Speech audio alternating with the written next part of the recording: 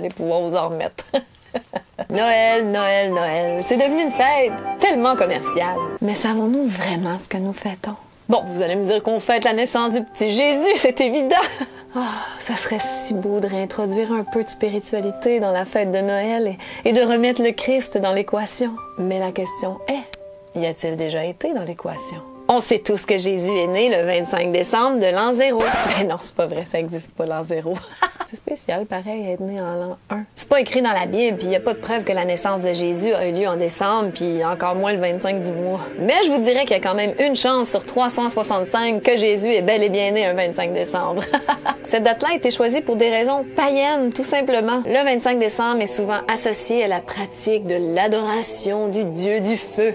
Nimrod, Saturne, Chronos, Moloch et Baal selon les cultures. Beaucoup de dieux démoniaques sont célébrés le 25 décembre. Comme par exemple Nimrod, le constructeur de la tour de Babel, qui est considéré comme le premier antichrist et qui fut l'un des plus mauvais et démoniaques êtres humains de l'histoire. Son nom signifie se rebeller contre Dieu. Nimrod, dit le cornu, se disait le dieu soleil. Il encourageait les orgies et tout ce qui plaisait pas à Dieu.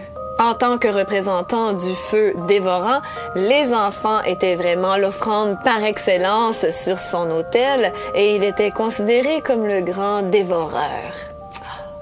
Nimrod. Nimrod est allé jusqu'à épouser Sémiramis, sa propre mère. Ah ben oui, un petit mariage incestueux. Pourquoi pas? Leur fils Tammuz, qui était vu comme la réincarnation de Nimrod, est né le 25 décembre. Et après sa mort, pas très glamour dans les bois, sa mère a affirmé qu'un conifère avait poussé durant la nuit à partir d'une souche d'arbre mort. Sémiramis racontait qu'à chaque année, à son anniversaire, le 25 décembre, Tammuz venait y déposer des présents pour le peuple.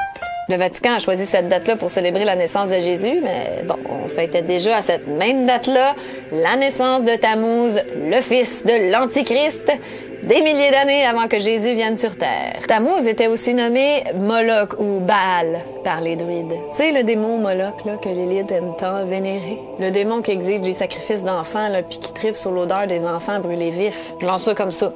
Sous ce même thème, on ne peut pas passer sous silence le dieu Saturne, qui a tous les attributs de Satan lui-même et qui était adoré le 25 décembre, bien sûr. Sa célébration était appelée les Saturnales. Ils ont même nommé une journée de la semaine en son honneur, Saturday. Samedi en anglais. Le mois de décembre étant le plus sombre de l'année, et bien durant les Saturnales, on priait pour le retour du soleil. C'était la débauche, on fêtait dans l'ivrognerie. Ouais, ça a pas trop changé finalement. Les orgies, puis on faisait même des sacrifices animaux et humains. Ça, c'est un party à mon goût. Tout en étant un dieu de la fertilité, Saturne était impitoyable dans les sacrifices humains qu'il exigeait. Même que de peur d'être détrôné par un de ses enfants, il les avait dévorés à leur naissance. Bon appétit! La planète Saturne a hérité de ce nom parce que parmi toutes les planètes, ses anneaux et sa couleur rouge brillant représentaient le mieux le dieu du feu. Pas mal chaque civilisation possède son dieu du feu ou du soleil. Du côté de l'Égypte, le 25 décembre, c'est la célébration du culte du soleil, Ré ou Ra, et d'Osiris, dieu de la fertilité. En Perse, c'est le culte du dieu soleil Mitra. En Grèce, c'est le culte du dieu soleil Hélios et de Dionysos, également dieu de la fertilité et du vin. À Rome, bien avant la naissance de Jésus, c'était le culte du Sol Invictus, le soleil invaincu, pour célébrer le solstice d'hiver. Et plus tard, la naissance de Jésus a été rajoutée par Constantin pour assimiler les chrétiens à ses cultes païens. L'Empire romain. Culture païenne par excellence. La fête de Noël a donc servi à remplacer l'adoration du soleil, Sun, par l'adoration du Fils, Sun. Même si les Romains ont arrêté assez tôt de faire des sacrifices humains, le sang continuait de couler avec les gladiateurs pendant les fêtes saturnales en décembre. Le sang des gladiateurs qui coulait représentait une offrande en sacrifice à Saturne. Tous les symboles de la fête de Noël sont d'origine païenne. Attachez votre tuque. Mon beau sapin, roi des forêts! Yeah, rock and roll! Les lumières de Noël dans le sapin étaient à l'origine des bougies faites avec la graisse des corps brûlés des enfants victimes des sacrifices. Les boules de Noël, elles, c'était anciennement les têtes décapitées des enfants sacrifiés. Les bûches de Noël, symbole de sacrifice sur le bûcher. Le hou, c'était un rituel païen de fertilité. Décorer l'arbre et les offrandes, c'était des traditions babyloniennes. Le sapin, c'était aussi un symbole païen de fertilité. Non, là, je vais trop loin. S'embrasser sous le gui, s'échanger des cadeaux, chanter d'une maison à l'autre, les bougies de l'Avent, les cartes de Noël, tout descend de ces fêtes et rituels païens. Il y a jusqu'au Père Noël qui a une ressemblance avec Saturne. Tu sais, un vieux monsieur avec une longue barbe qui aime un peu trop les enfants. Ainsi donc, Noël, c'est entre autres rendre hommage à cette diabolique divinité satanique qu'est Saturne. C'est tellement cute. Saviez-vous que c'est pas la première fois en 2020 qu'il est interdit de célébrer Noël? C'était illégal aux États-Unis jusqu'au 19e siècle, justement parce que c'était considéré comme une ancienne fête païenne. Peut-être que Legault veut juste nous empêcher de célébrer le diable, dans le fond. Non. La question qu'on se pose, évidemment, c'est pourquoi des êtres humains sacrifiaient ou sacrifient leurs propres enfants à ces diligences? Allô, si vous voyez pas un lien avec ce qu'on vit aujourd'hui, moi, je démissionne. Selon l'Encyclopédie de l'Histoire mondiale, l'article Santa, le nom Père Noël, Santa Claus, était un surnom pour Nimrod en Asie mineure. Nimrod, l'Antichrist. Santa, serait-ce l'anagramme de Satan? Il suffit de déplacer une lettre. S-A-N-T-A, S-A-T-A-N. Oh, Santa is an anagram for Satan. You think we would have noticed it before? Et Santa Claus, Claus, qui est l'homophone de claws, griffes, les griffes de Satan. J'ai-tu trop loin? Ouais, le Père Noël, il change de poêle, là, hein? Santa Claus is Satan, and it's clear to see. He don't mind the raging fires in your chimney.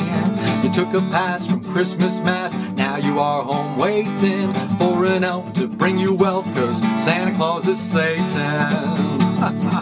Je viens de comprendre pourquoi j'ai jamais aimé le Père Noël. J'en avais une peur bleue, là, je voulais rien savoir. J'ai toujours eu la fibre complotiste. Le Père Noël est comme un dieu. Il connaît puis il juge nos bonnes ou nos mauvaises actions. Il donne des récompenses à ceux qui sont sages. Il est représenté comme étant omniprésent, omnipotent, omniscient. Des caractéristiques qui appartiennent qu'à Dieu. Les enfants prient le Père Noël pour obtenir des cadeaux. Ben oui, c'est le Père Noël. Pas d'enfer. Le diable a le sens de l'humour. Noël, c'est aussi No pour pas et El pour Elohim, Père de Dieu.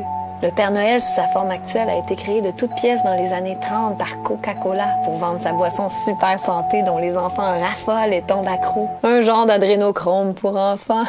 Non, là, je vais beaucoup trop loin, excusez-moi. Des fois, je m'emporte. Les parents veulent tellement maintenir le mythe de Noël pour leurs enfants. Ils vont aller jusqu'à leur mentir puis de leur inventer de la bullshit de Père Noël qui va leur amener des cadeaux s'ils sont sages. Hey, je viens-tu de détruire la magie de Noël, moi, là? C'est votre trip à vous, les parents, là, de voir votre enfant tout innocent croire à un mensonge. Puis c'est qui le dieu du mensonge, hein? Faites juste vous rappeler, vous imaginer comme un enfant peut se sentir quand il réalise que ses parents lui ont menti toute sa vie. Qui ont inventé une histoire de Père Noël sans queue ni tête, mais que eux croyaient dur comme fer. Ses propres parents qui lui répètent sans cesse que mentir, c'est mal. Le monde peut bien être fucké.